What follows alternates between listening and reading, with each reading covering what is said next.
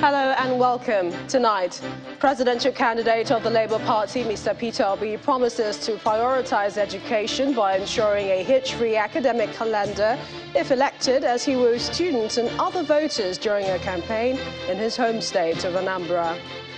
In a bold assertion, President Muhammadu Buhari says no one can blackmail him of acquiring inexplicable wealth or illicit enrichment while in office, as he leads the APC campaign trail to Yobe State.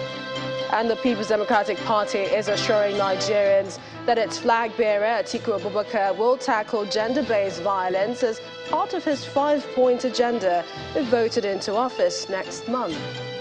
On business news tonight, the Lagos Chamber of Commerce and Industry asked the federal government to consider equity financing as a way of exclusively way of funding budget deficit. On sports news tonight, Super Falcons coach Randy Waldrum sets knockout stage qualification target for the team at this year's FIFA Women's World Cup in Australia and New Zealand. From Abuja, another victim of a Igweban train station attack in Edo State regains freedom, bringing to 7 the number of persons who have so far been rescued and reunited with their families. And in international news from London, tens of thousands of people in Brazil have held pro-democracy rallies in an angry response to the storming of Congress by ex-President Jair Bolsonaro's supporters. The commercial city of Onitsha, Anambra State, southeast Nigeria, is the latest state to host the Labour Party's presidential candidate, Mr. Peter Obi, for his presidential campaign rally. Mr. Obi arrived at the All Saints Cathedral Church field alongside his running mate, Dati Baba Ahmed, and other party leaders for the rally in his home state. He promises to bring the country to an enviable position in the Committee of Nations and to arrest the migration drive among Nigerians if elected president.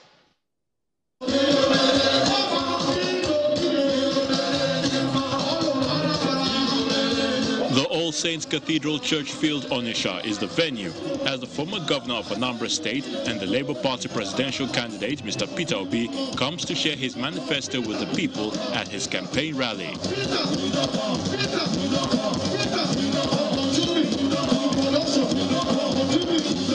The party leadership say the people are tired of bad governance and now seek relief, which the Labour Party has come up with.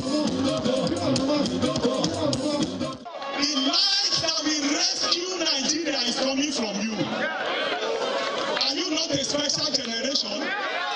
Onitsha have always produced great leaders, and another one is about to come. You must make sure that you have your what?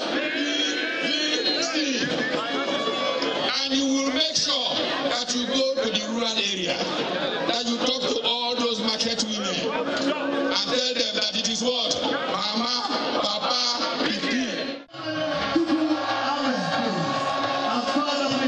the Labour Party vice presidential candidate reveals why he identifies with Mr. Peter Obi. I believe in justice, and that is why I'm with Peter Obi. To live as one, a leader like Peter Obi must be elected in Nigeria.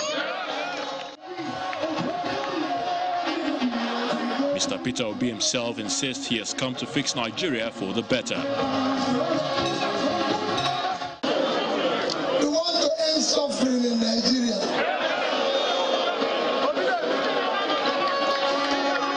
We want to do the new Nigeria. Nigeria today, nobody is safe. In Nigeria today, families are suffering. In Nigeria today, people are begging to eat. That is what we want to end. Earlier in the day, he met with Anambra traditional rulers in Awka, assuring them that he'll tackle several issues, including poverty and youth unemployment. Move Nigeria from consumption to production. Because if Nigeria has produced something, and these young people are employed, if you want to reduce criminality, you pull more people out of poverty. The more people are in poverty, the people don't know where the next meal will come from. So you can't imagine what they will do. So we want to start pulling people out of poverty. Mr. Obi also interacted with tertiary school students in Awka, even as a Labour Party candidate vying for the House of Representatives in Awka North and South Federal Constituency urges the students to vote for the presidential flag bearer. Supporters of the Labour Party say winning the presidential polls is uppermost on their minds, and Mr. Peter Obi has what it takes to be victorious. With party politics, President Muhammadu Buhari is asking Nigerians to vote for the candidate of the All Progressives Congress, Senator Bola Tinubu, as the country's next president to sustain his legacies in office. The president, who joined his party's campaign train for a second day in Yobe State, says the people should vote for the former governor of Lagos State because he is the person capable of continuing the work to rebuilding Nigeria, a task he started over 7 years ago.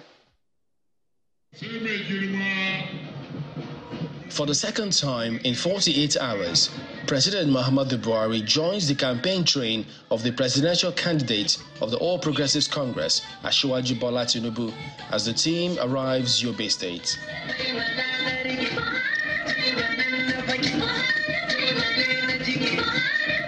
Excited by the crowd, the APC presidential candidate could not hide his delight.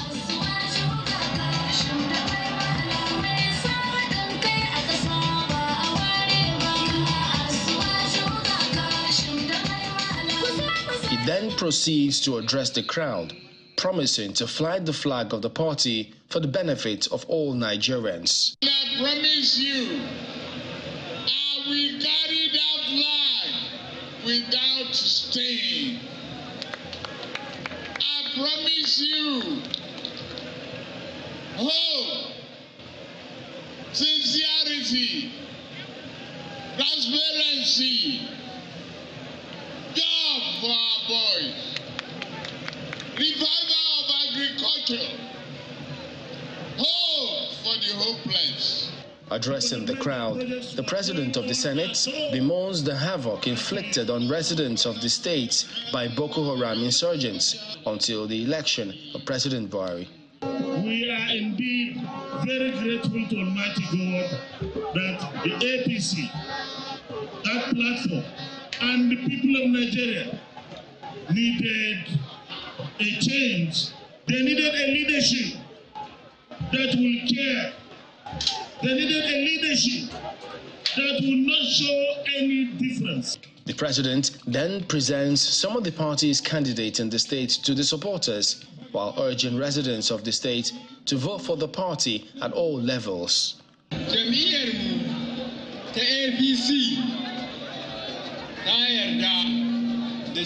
Our party, APC, has agreed that Bola Ahmed Tinubu is our candidate for the 2023 general election coming up in a few months. What brought me here is to accompany and present him to you because I believe you are loyal members of the party.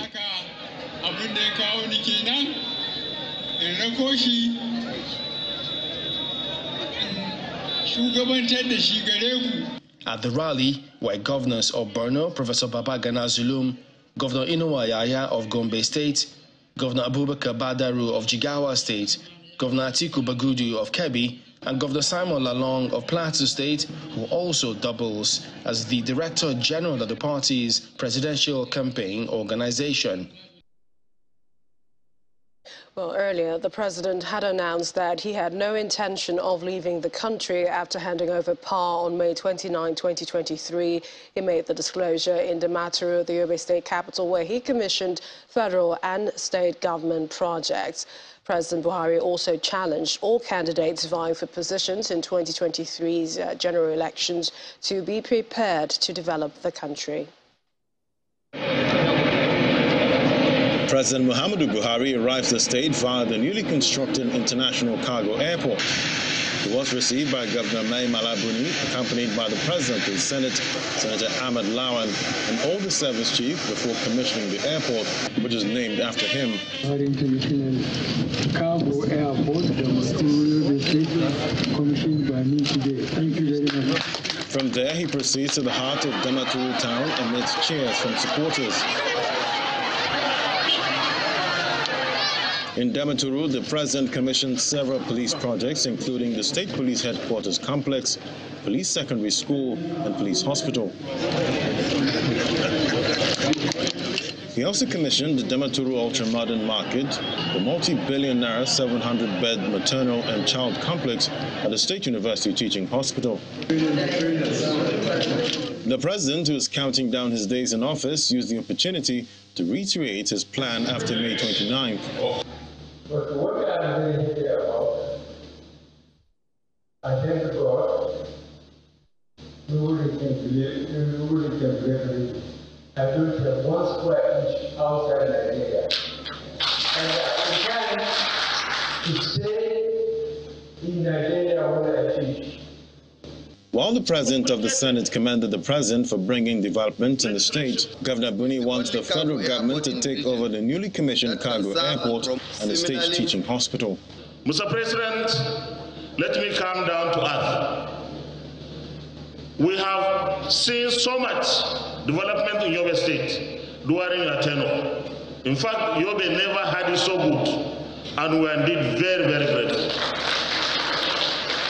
We humbly appeal to Mr. President to approve the takeover of the University Teaching Hospital, including the maternity, newborn, and pediatric healthcare complex by the federal government.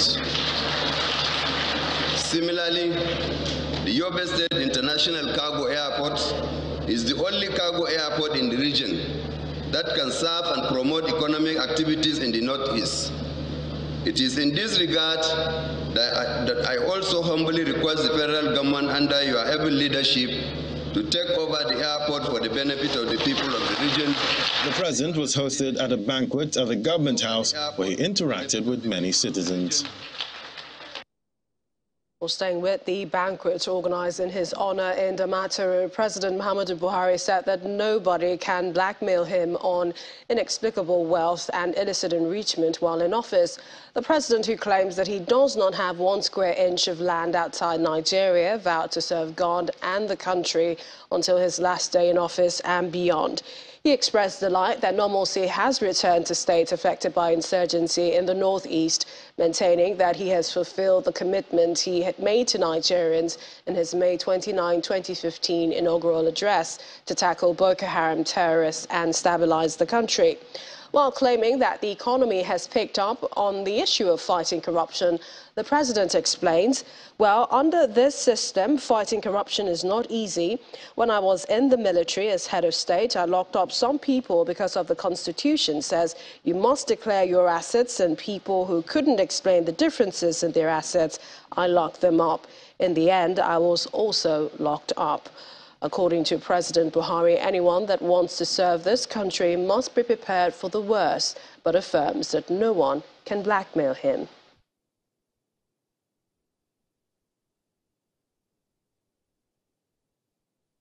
In part 2, after the break, PDP flag bearer Atiku Abubakar meets with British lawmakers in London as part of his engagements in the British capital.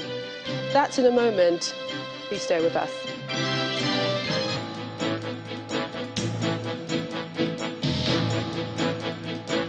Welcome back. If you just joined us, you're watching the news at 10 live on Channels Television. Here's a reminder of our top stories.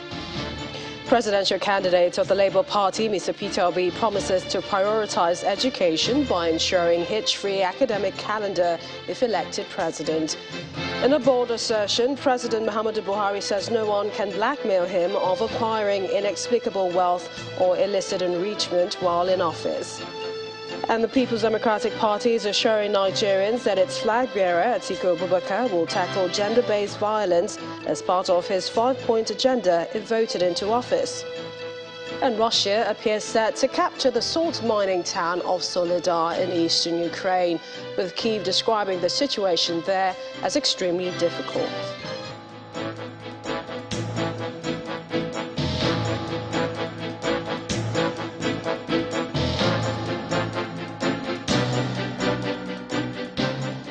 standalone party politics for the People's Democratic Party. The 5-point agenda of its presidential candidate, Mr. Atiku Abubakar, will tackle issues of gender-based violence in Nigeria. This is coming from the Director of Special Duties of the party's Presidential Campaign Council, Mr. Bashir Adamu. He was speaking at the unveiling of the She to Orange Nigeria project of the wife of the PDP presidential candidate, Mrs. Titi Abubakar, in Abuja. Our correspondent, Emperor Simon, has more. Gender-based violence has been an issue of concern in Nigeria, which is the reason for this gathering organized by the wife of the People's Democratic Party's presidential candidate, Mrs. Titi Abubakar, in Abuja.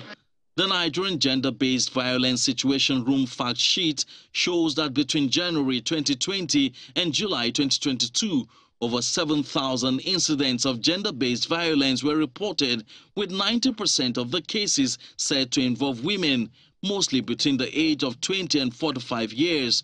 Sexual and physical violence accounted for over 70% of the incidents. However, the PDP says it will address the issue if its candidate Atiku Abubakar is elected president. PDP's perspectives and positions on gender violence are very, very clear. Our presidential candidate has already given out the 5-point agenda, which literally covers all identified solutions to gender-based violence, which includes, but not limited to, establishment of a strong and effective government that guarantees security of life and property, the issue of out-of-school children, and Almajiri reforms. For Mrs. Titi Abubakar, her campaign, codenamed She to Orange Nigeria project, which focuses on security, health and education for women and girl children, will provide support for her husband. We look forward to signing up 16 million Orange for volunteers across the nation in order to ensure large-scale action to end these services, to end these serious challenges to sustainable development and gender equality in this decade. Speakers at the event emphasized the need to empower the girl child through provision of quality education and enhanced security. Emperor Simon, Channels Television News. We're staying with the People's Democratic Party, but this time outside our shores. The presidential candidate of the party, Atiku Abubakar, has been engaging with British lawmakers in London today to discuss his solutions to issues that could be of concern to the United Kingdom if he is elected president next month. Mr. Abubakar and members of his team met with the Minister of State in the Foreign, Commonwealth and Development Office, Andrew Mitchell, earlier this morning. Channels Television caught up with the Director of Public Affairs of the PDP Presidential Campaign Management Team, Senator Dino Melaye, as he speaks on their engagements in London. We're in London on the invitation of the British government, and this morning we met with the Minister of State, Africa and Development and Africa, Andrew Mitchell, and we also met with directors of national security. We met with the director in charge of open space. We met with about 7 departmental heads and directors of government agencies in the UK, and it was a robust meeting, and we had very, very robust discussions on the economy, on defense, on security. We also have a lot of talk on immigration issues. It was a very, very great meeting. It was a very, very interesting, intriguing discussion with the British government today. So our candidate is busy engaging Nigerians and those who actually have the capacity to vote. Not that he's not interacting globally. He's visited presidents across the globe more than any other presidential candidate. As far as the last count, in the last 2 months, Atiku Abubakar has visited about 7 African presidents, especially in the ECOWAS region, to interact with them and to discuss the issue of insecurity across the region on how to tackle it. And no other presidential candidate have done that. And we're up to Abuja for more stories. Gloria, it's over to you. Thank you, Millicent. Over to Benin City, the Edo State capital, where the police has given an update for the number of victims freed from the attack and kidnapping incident of the Warri-bound passengers from Igweben train terminal a few days ago. Well, speaking to journalists, the Edo State Police Command says the number of freed victims is now 7, with the rescue of a lady yesterday. During the briefing, the police PRO in the state, SP Chidi Nwabuzo, during the briefing, however, assures that efforts are ongoing to rescue the remaining victims.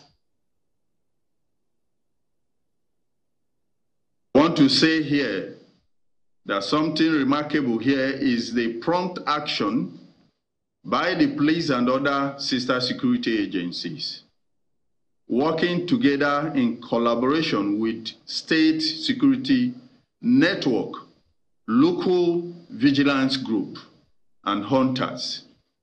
And that collaboration led to immediate rescue of 6 persons. And just yesterday, another victim, a woman, was rescued, and she has since been reunited with her family. As we are here, rescue operation is ongoing there. Bush combing operation is ongoing there. The officers and men of Edo State Police Command, other sister security agencies are combing the bush to ensure the release of these victims unhurt and reunite them with their families. In the last 1.5 decades, Nigeria has witnessed a wide range of security challenges. Now, experts have said there is a nexus between the country's population and its security. In this report, our correspondent, Emperor Simon, examines how Nigeria's growing population is impacting on security in the country. Nigeria is the 7th most populous nation in the world and the most populous country in Africa. The 1962 population census annulled put the country's population figure slightly above 45 million people. 60 years after, the country's population is estimated at over 200 million, and with an annual population growth rate of 3.2%, the figure is forecast to double by 2050, which means Nigeria will be the 3rd most populous country in the world after China and India. However, what are the implications for security in the country in the face of mounting challenges ranging from banditry to kidnapping for ransom and terrorism? The concept of security itself is also a demographic concept. And to that extent, there must be a close relationship between between the population and security. In a situation where you have a deteriorating population situation, obviously the security situation will be bad. You know, where people are hungry, where the health facilities are not there, the education, the children are out of school, or they don't get the kind of education that can give them a living. So that's a problem. Experts say these challenges are further compounded by poor planning and management of Nigeria's population, with available statistics showing that over 130 million of the citizens are living in poverty. More than 20 million children are out of school, and unemployment figure stands at over 33% as of 2022, thereby increasing the country's security threats. We need to do more to enhance national security, and to do that we have to manage our populations. There are certain basic necessities of life that need to be provided, and all the rest of them. Take, for instance, the local government system. And it is within the society that you'll be able to get the human resource that will make up the security architecture in the country, be it the police or the armed forces. So the training model remained the way it is, even though they kept on reviewing it, but the value system in the society is being eroded, and it affects the population and it affects the security. With population growth also comes the need for more security coverage. The United Nations recommends 1 police personnel to 450 citizens. However, it does appear that security agencies in Nigeria are overstretched. The security agencies are presently under pressure to meet the demands of the people. That's why it seems that the security agencies are not working, but they are working. So we just have to manage the best we can under this very bad situation by training the few we have, making their welfare, and making them committed to their job. We agree that the impact of population growth on security is quite severe and enormous. Nigeria will be conducting a population census this year after about 17 years, and this is expected to go a long way in helping the country plan economically and for security reasons. One of the focus of the 2023 census is to actually begin to draw attention, to this security implication of our population. For example, rightly or wrongly, people have always ascribed crime, to the young section of the population because they are usually used as the foot soldiers. And in Nigeria, the last census was conducted in 2006. So what that means is that the majority of the youth who are susceptible to being used as agents of destabilization, they've never been counted. As Nigeria continues to grapple with a plethora of security challenges, experts say there must be concerted effort for the country to leverage its high human numbers for prosperity by investing more in human capacity development of its citizens. Emperor Simon, Channels Television News.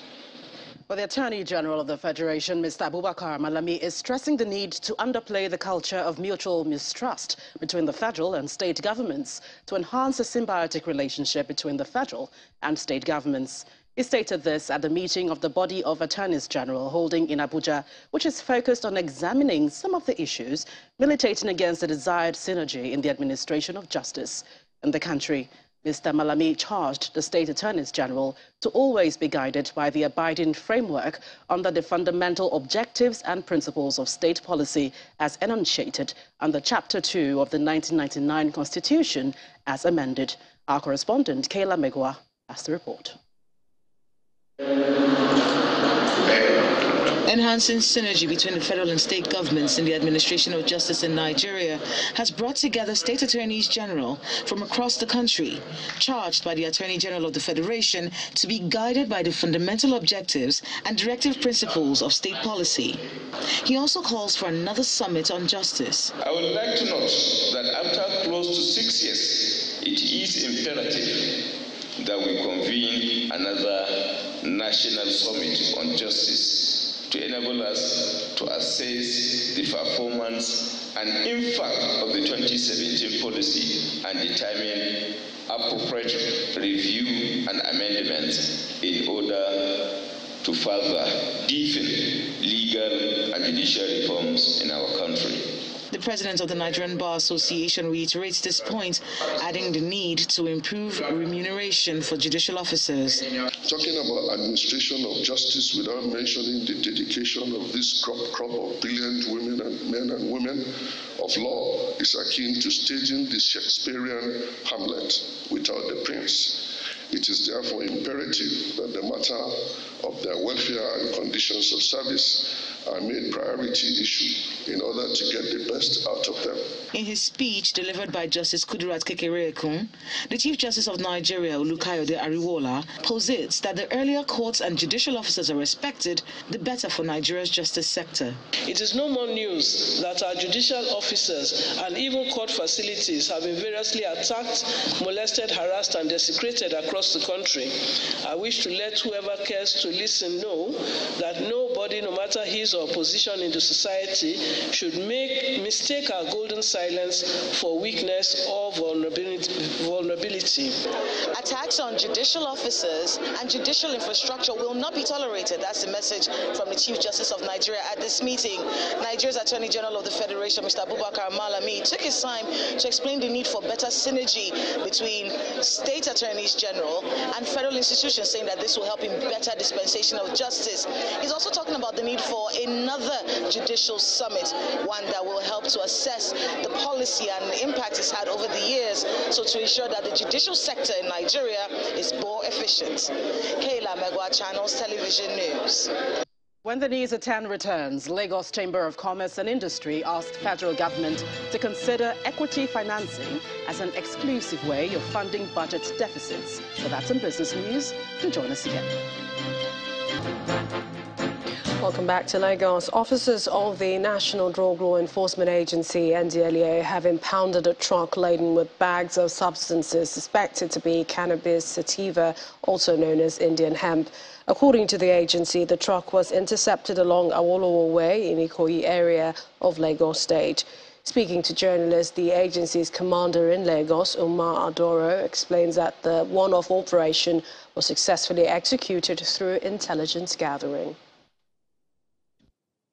The latest seizure took place just yesterday, and it was intercepted by my officers.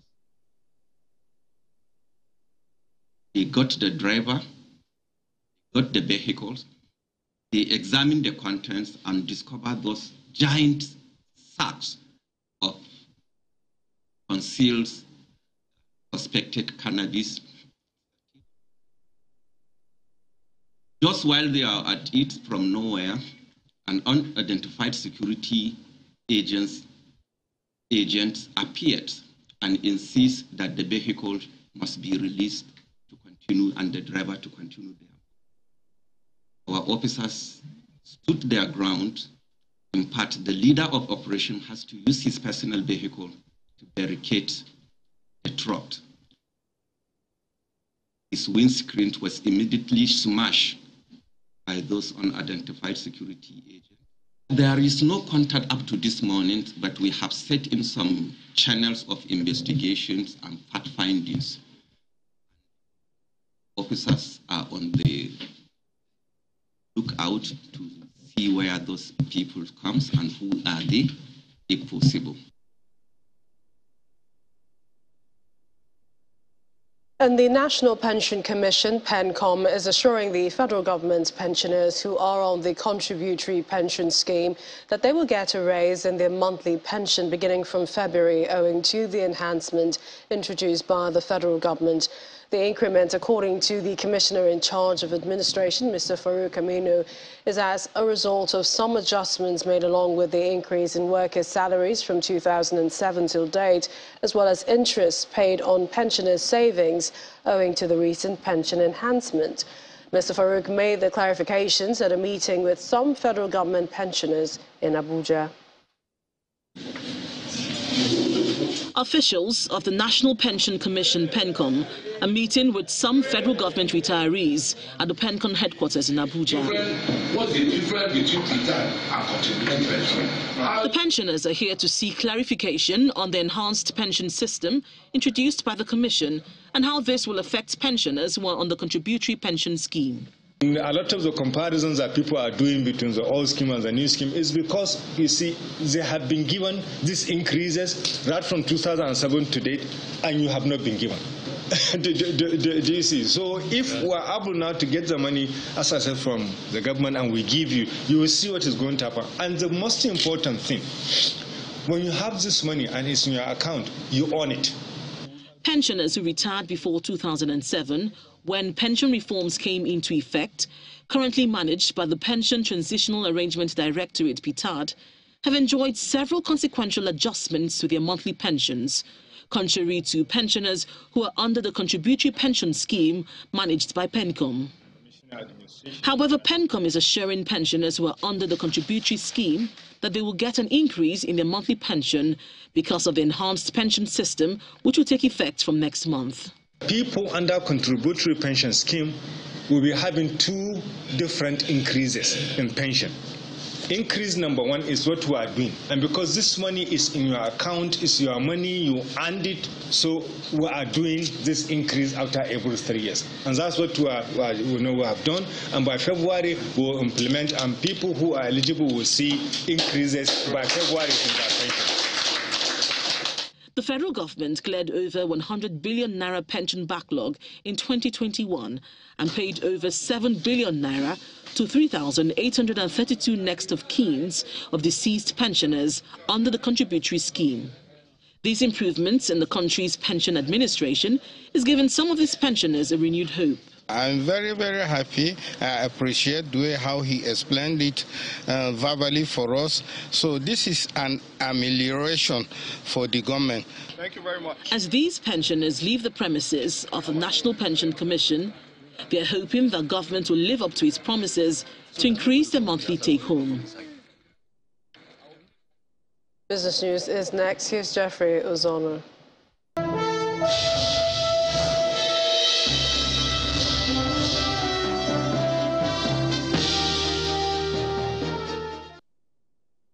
Thanks, Millicent, and welcome to Business News. With the 2023 budget deficit standing at about 12 trillion naira, the president of the Lagos Chamber of Commerce and Industry, Mr. Michael Olawale, has asked the federal government to look in the direction of the equities market to plug the deficit hole. Mr. Olawale, who was speaking at a press briefing in Lagos, explains that the approach will also foster confidence in the country's fiscal policy. Can we break the pattern in which the federal government only approach the debt markets at home and abroad and never approach the equity market at home or abroad? Investors invest both in debt and equity. Our approach should not be to continue issuing only debt, especially with the increasingly unbearable burden of interest payments that exposes our fiscal vulnerability. As we all know, the massive equity financing is a choice we should all urge. We do not have to make colossal interest payments if we embrace equity financing. We can use some of the proceeds of our equity issuance to pay some of the debts that we now owe. We can make the fiscal situation more sustainable and rekindle much needed confidence in our economic and fiscal resilience. The World Bank says global growth is expected to slow down in the face of elevated inflation and high interest rates. The World Bank explained in its latest global economic report that a resurgence of the COVID-19 pandemic and an escalating geopolitical tensions could push the global economy into a recession. The Bretton Woods Institution says the global economy is projected to grow by 1.7% in 2023 and 2.7% in 2024. Meanwhile, in sub-Saharan Africa, growth per capita income over 2023 and 2024 is expected to average just 1.2, a rate that could cause poverty rates to rise. Ghana has requested the restructure of its bilateral debt under the Common Framework Platform supported by the group of 20 major economies. The framework aims to include the non-Paris Club members such as China in debt relief talks, the country's biggest bilateral creditor. The crisis-hit nation becomes the fourth country to apply for the G20 initiative launched in 2020 for poorer countries grappling with the fallout from the COVID-19 pandemic. An online retail giant Amazon says it plans to shut 3 warehouses in the UK, putting 1,200 jobs at risk. At the same time, the company revealed its plans to open 2 new centers, which will create about 2,500 jobs over the next 3 years. Last week, Amazon said it will cut more than 18,000 jobs globally in an attempt to reduce costs, the largest number in the firm's history. And back here, the equities market reversed gains in today's trading session, spurred by investors' renewed profit-taking. Lada Williams has the details.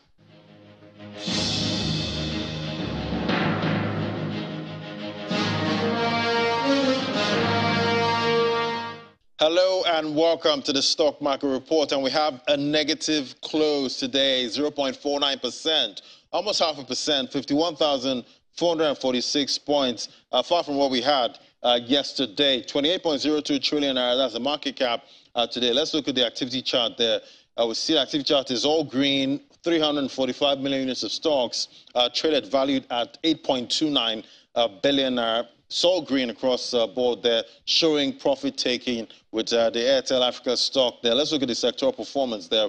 We see oil and gas there, flattish positive there. Consumer goods, that's down 0.11%. And the market breadth today is 27 advances against 28 decliners. Volume was up for 69 companies and down for 68 companies. And that's why the bear takes over today. And that's the stock market report. I'm Ladi Williams. It's back to you. And that's business news. I'm Jeff Ruzom. It's back to you, Millicent, for the rest of the news at 10. Thank you, Jeffrey. And we're back talking security. The commander of the Northeast Joint Task Force, known as Operation Hadinke, Major General Christopher Musa, says promoting 12 senior officers to the rank of general from the theatre within the last 1 year is a testimony of the command's commitment to the counterinsurgency operations.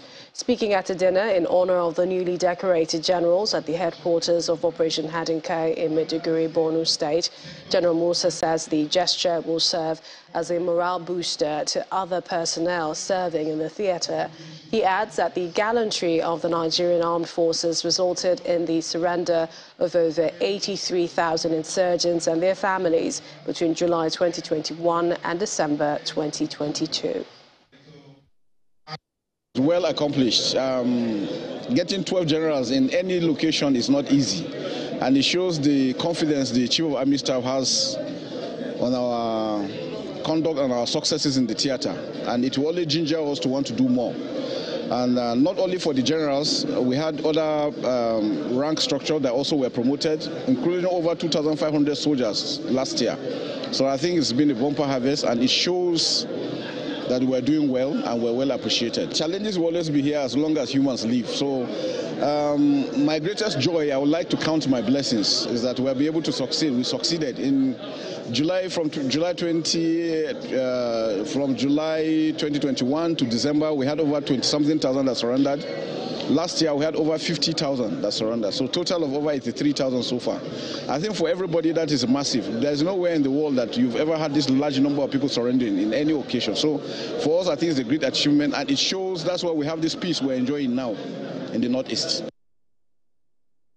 Some international news. Fierce fighting has been ongoing in Ukraine's small salt mining town of Soledar, where Moscow is striving to make its first breakthrough in the east in months.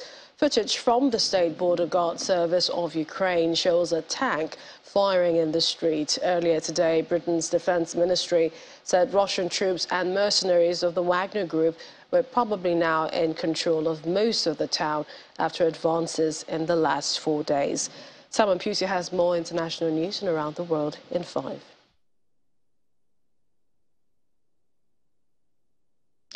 Good evening and welcome to the channel's studios here in London with your international news around the world in 5. Tens of thousands of people in Brazil have held pro-democracy rallies in an angry response to the storming of Congress by ex-President Jair Bolsonaro's supporters. In the country's largest city of Sao Paulo, crowds chanted that Mr. Bolsonaro must go to prison. Brazilian police finally cleared the camps where Bolsonaro supporters had been staying around government buildings. About 1,500 people have been held over Sunday's riots in the capital, Brasilia. They came a week after President Luiz Inácio Lula da Silva was sworn in after October's election that divided Brazil. The 77-year-old new leader, widely known as Lula, visited the damaged buildings of Congress, the Presidential Palace and Supreme Court, together with the country's governors, condemning the terrorist acts and vowing to punish the perpetrators. Mr. Bolsonaro has not admitted defeat in the tightly fought election and flew to the US before the handover on the 1st of January. On Monday, he was admitted to hospital in Florida with abdominal pains. At least 12 people have died following clashes in southern Peru after a resumption of protests demanding early elections and the release of the jailed former president Pedro Castillo. The latest casualties take the death toll from anti-government clashes with security forces to 34 since the protests began in early December, following the removal and arrest of Castillo shortly after he tried to illegally dissolve Congress. Castillo is serving 18 months of pre-trial detention on charges of rebellion, which he denies. At least 38 people have been injured and hospitalized. Social media footage has shown protesters in Iran rallying outside a prison on the outskirts of the town of Courage, to the west of the capital Tehran. It comes after Iran's judiciary sentenced 3 more anti-government protesters to death. The footage, shot at night time, shows dozens gathered outside Rajai Shah prison chanting slogans against the country's ruling clerics. It comes after Iran hanged 2 other men on Saturday in its attempts to stamp out demonstrations. A 5-year-old has been swept away by floodwaters in California as the state's death toll from a series of storms rose to 14. The boy and his mother were reportedly in a truck taking them to school when the vehicle was overcome by water. Tens of thousands remain without power and mass evacuations are underway, with more cyclones to come. Footage posted on social media showed several vehicles covered by floodwaters in Morro Bay, and here a street in Santa Barbara submerged in fast-moving waters. The trial of 6 men accused of involvement in the robbery at one of Europe's greatest art collections has appeared in court. They are accused of having stolen jewellery containing more than 4,300 diamonds, valued at €113 million in 2019, from the Green Vault Museum in Dresden. Most of the jewellery has been recovered by German police. The judge presiding over the case said that the deal and the recovery of most of the jewellery could positively affect the sentence, should the accused also admit to the crime. And the head of Spaceport Cornwall has said she is absolutely devastated after Britain's attempt to become the first European nation to launch satellites into space ended in bitter disappointment.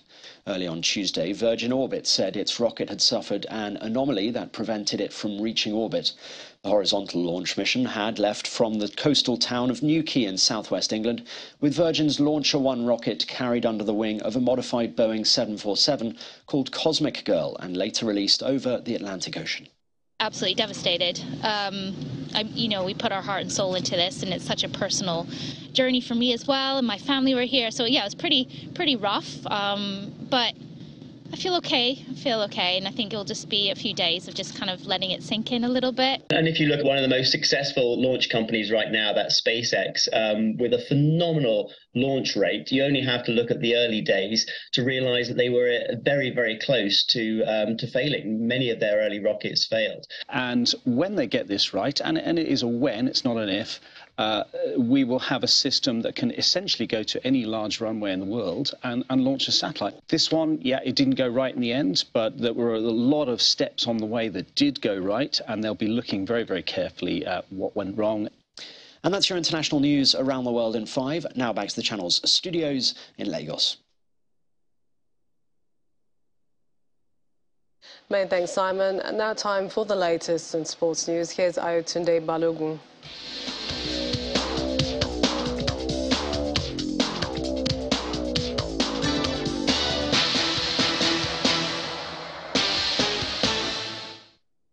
Many thanks, Millicent. Welcome to Sports News. Super Falcons coach Randy Waldrum is optimistic of an impressive performance at this year's FIFA Women's World Cup finals in Australia and New Zealand.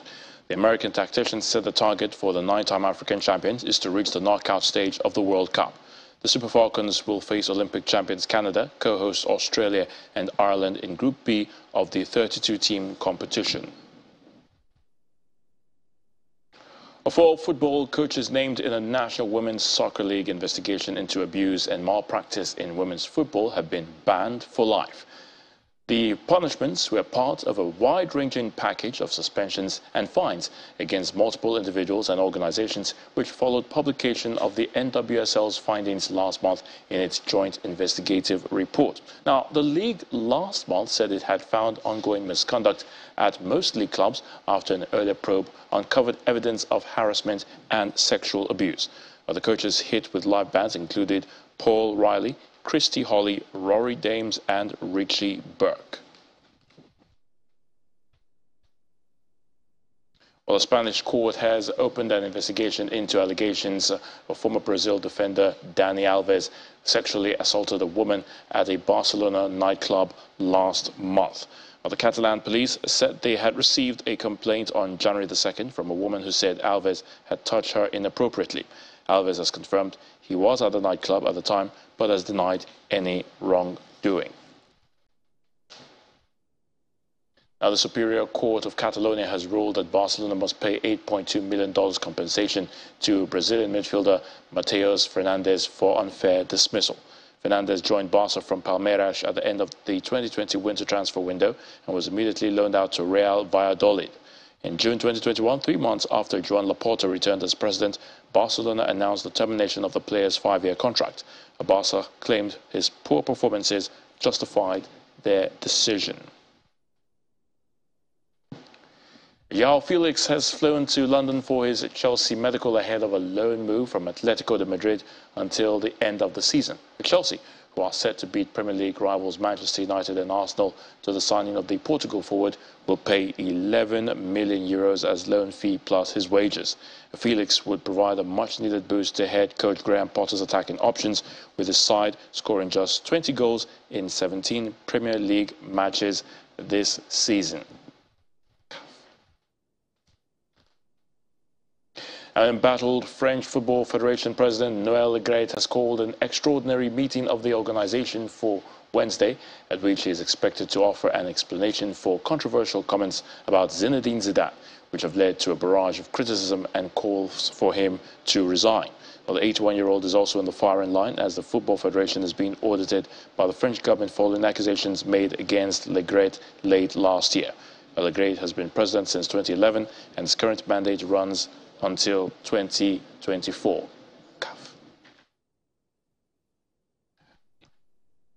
The Confederation of African Football, CAF, says it will focus more on youth football development and infrastructure around the continent this year, or in the new year, which is this year, of course.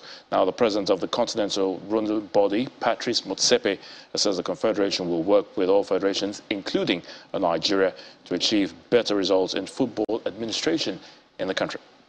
There's something significantly for us who know the history of Nigerian football, but also what Nigeria means for us in the continent. So I want to tell you, I am absolutely confident the talent, the God-given skills, the history of Nigerian football.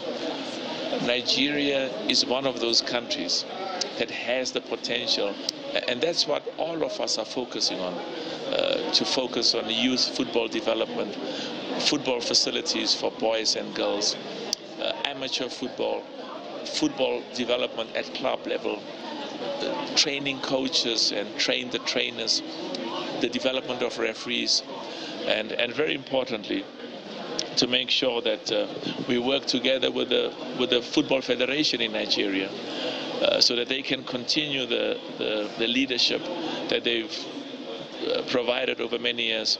And we are confident that Nigerian football will continue to be not just amongst the best in Africa, but also amongst the best in the world, and will make us proud as it has on so many occasions in the past. And that's sports news. I'm Ayo Tunde. Balogun, back to you, Millicent.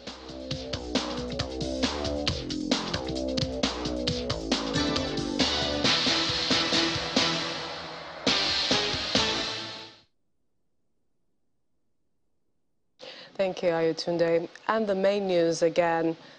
Presidential candidate of the Labour Party, Mr. Peter Obi, today promised to prioritize education by ensuring a hitch-free academic calendar if elected, as he wooed voters during a campaign in his home state of Anambra.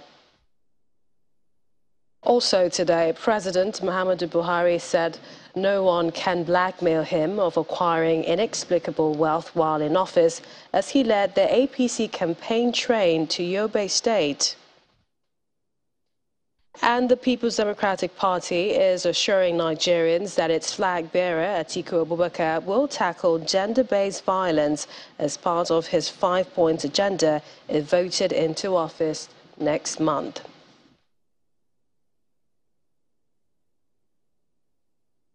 And Russia seemed prepared to capture the salt mining town of Soledar in eastern Ukraine. Kyiv described the situation there as extremely difficult. That's News to 10 tonight. Thank you for watching. I'm Millicent Walker. You can catch more of our stories on our website. That's channelstv.com. Stay safe, everyone.